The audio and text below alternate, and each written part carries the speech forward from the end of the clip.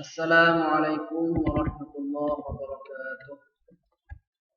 Bismillah, alhamdulillah, wassalatu wassalamu ala rasulillah Sayyidina Muhammad ibn Abdullah wa ala alihi wa sahbihi wa mawala. La hawla wa la quwwata illa billahil aliyyil azim. Rabbi shrah li sadri wa yassir li amri wahlul 'uqdatam min lisani yafqahu qawli, amma ba'd.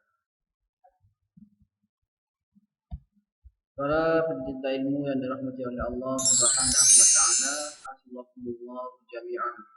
Mudah-mudahan kita semua senantiasa dijaga oleh Allah Subhanahu wa taala.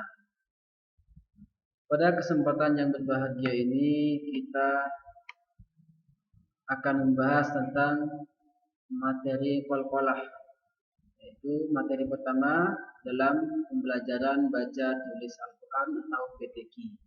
BTQ ini adalah mata pelajaran baru ya di sekolah kita. Jadi mari kita belajar bersama-sama. Jadi materi dalam baca tulis Al-Quran ini hampir sama dengan materi yang dipelajari di dalam mata pelajaran Al-Quran hadis. Akan tapi dalam pelajaran baca tulis Al-Quran atau BTQ ini khusus mempelajari ilmu-ilmu dalam Al-Quran, ilmu-ilmu tentang cara membaca dan menulis Al-Quran. Baik, untuk lebih barokahnya marilah kita awali pembelajaran kita dengan pembacaan basmalah. Bismillahirrahmanirrahim. Qalqalah. Apa itu qalqalah? Qalqalah itu adalah pantulan. Jadi qalqalah arti secara bahasa adalah pantulan atau memantul. Ini arti qalqalah secara bahasa.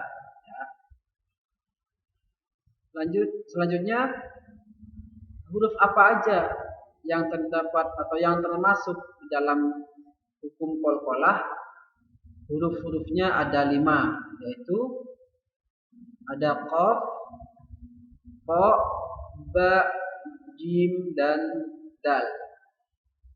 Biasa kita singkat dengan bacaan pokok mujadin. Pokok mujadin. Selanjutnya qalqalah itu dibagi menjadi 2. Qalqalah dibagi menjadi 2. Yang pertama adalah qalqalah sughra, yang kedua adalah qalqalah kubra. Yang pertama adalah qalqalah kubra, yang artinya adalah pantulan kecil. Definisi daripada qalqalah sughra atau pantulan kecil adalah apabila ada salah satu huruf qalqalah itu berharkat sukun asli atau mati, ya. Jadi apabila ada salah satu huruf qalqalah yang berharkat sukun asli. Jadi sukunnya itu sukun asli, bukan karena waqaf, ya. Bukan karena waqaf. Contoh yang huruf jim. Alam naj'al. Jadi jimnya di sini berharkat sukun, sukunnya sukun asli. Jadi baik itu ketik di wasol maupun di waqaf, jimnya tetap sukun, ya. Ini namanya sukun asli. Alam bacanya alam naj'al, naj'al ada pantulan. Naj'al bukan naj'al, naj'al. Jadi ada pantulannya. Jadi kalau qalqalah sughra itu pantulannya kecil, ya. Alam naj'al, naj'al, naj'al. Itu qalqalah sughra. Contohnya ya, jim. Yang kedua contohnya yang dal. Dal sukun. Sukunnya sukun asli. Bacanya perhatikan yadkhuluna, yadkhuluna. Nah, dal. Dal termasuk qalqalah, ya. Qaf, ta, ba, jim, dal.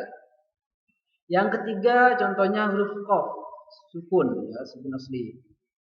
Bacanya taqwim, ya. Taqwim, taqwim, taqwim, ya. Jadi ada pantulan di situ. Meskipun di sini pantulannya agak kecil. Selanjutnya yang huruf to, ya. Huruf to. Ya, sini to sukun. Cara bacanya la yatgha, la yatgha.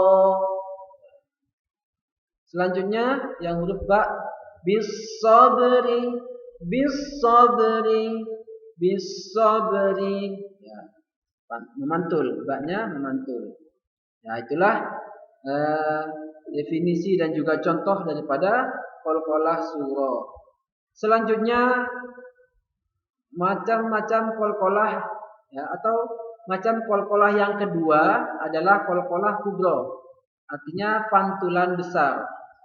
Definisi daripada qalqalah kubra adalah apabila ada salah satu huruf qalqalah yang berharkat sukun atau mati disebabkan karena waqaf atau berhenti, ya. Jadi sukunnya huruf qalqalah itu disebabkan karena waqaf atau berhenti dan dibaca sukun atau mati, ya. Ya, ini sudah pasti dibaca sukun. Kenapa dibaca sukun? Karena sebab waqaf. Ya, jadi yang menyebabkan sukun itu karena waqaf atau berhenti. Contoh di sini ada huruf qa. Qa di sini adalah salah satu huruf qalqalah. Huruf qalqalah yang ada di akhir bacaan, ya. Kalau kita baca semua harokatnya menjadi bil qisti, ya. Tapi karena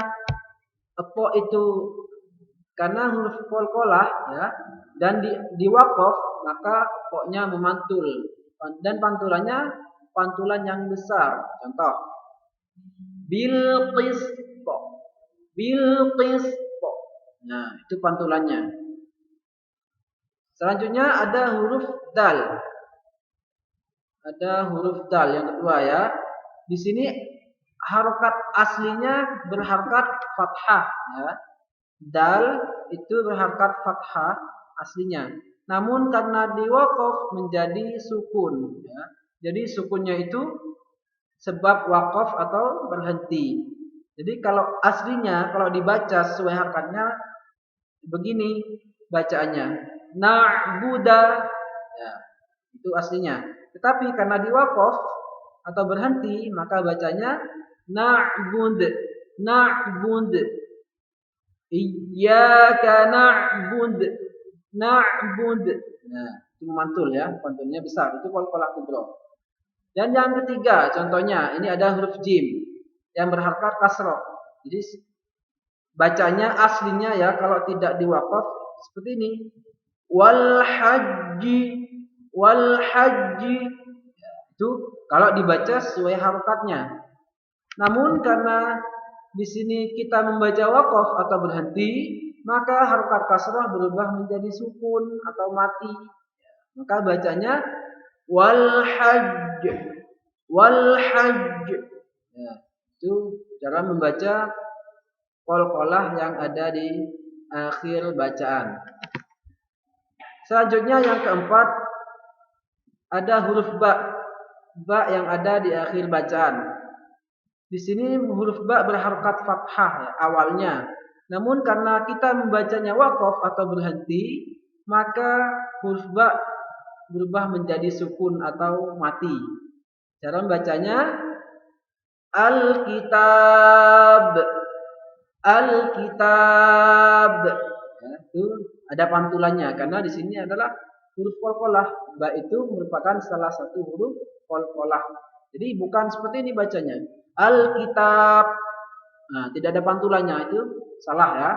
Yang benar adalah al-kitab. Memantul. Selanjutnya yang terakhir huruf qaf. Di sini huruf qaf berharkat dhammatain, ya. Jadi seharusnya dibaca kalau diwasal dibaca wabarqun, wabarqun, wabarqun. Namun karena kita membacanya waqaf atau berhenti, maka huruf qaf berubah menjadi sukun dan juga tentu saja memantul karena qaf adalah salah satu huruf qalqalah, ya. Contoh bacanya Wabarqa, wabarqa, wabarqa. Nah, itu ya cara membaca huruf qalqalah kubro. Ya, cara membaca qalqalah kubro. Ya, itulah definisi dan juga huruf-huruf qalqalah dan juga pembagian daripada qalqalah. Dan pembedaan atau perbedaan yang paling menonjol di antara kedua jenis ini ya, di antara qalqalah sughra dan qalqalah kubra adalah ya, yang paling menonjol perbedaannya kalau qalqalah sughra itu sukunnya sukun asli, kalau qalqalah kubra itu sukunnya sukun baru sebab waqaf ya. Jadi sukunnya tidak asli, itu sukunnya sukun baru sebab waqaf. Kalau tidak diwaqaf maka tidak sukun ya, tidak dibaca sukun. Jadi dibaca sesuai dengan harkat aslinya. Itulah penjelasan tentang qalqalah. Saya kira demikian pembahasan kita kali ini.